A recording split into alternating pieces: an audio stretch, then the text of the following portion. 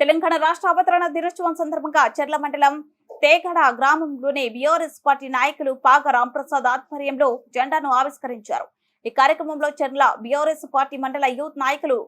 కుప్పల నిరంజన్ మాట్లాడుతూ మహానేత కల్వకుంట్ల చంద్రశేఖరరావు గాంధీజీ చూపిన అహింస మార్గంలో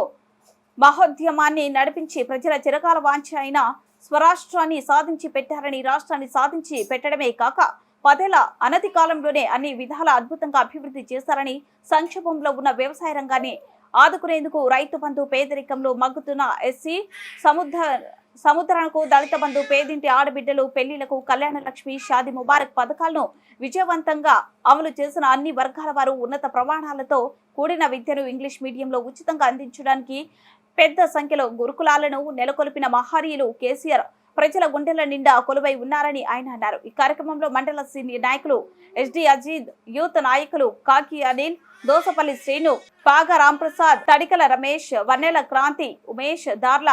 కృపావరం, వన్నెల జైహింద్, పాగ నరసింహారావు, లాడెన్ మామిడిరాజు తదితరులు పాల్గొన్నారు.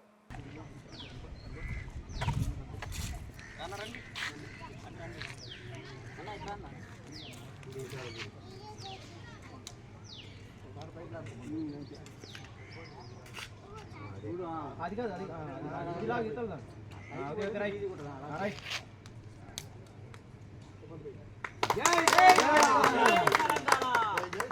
జోహార్ అమర వీరులకు జోహార్ జోహార్ తెలంగాణ అమర వీరులకు జోహార్ జోహార్ తెలంగాణ అమర వీరులకు జోహార్ జై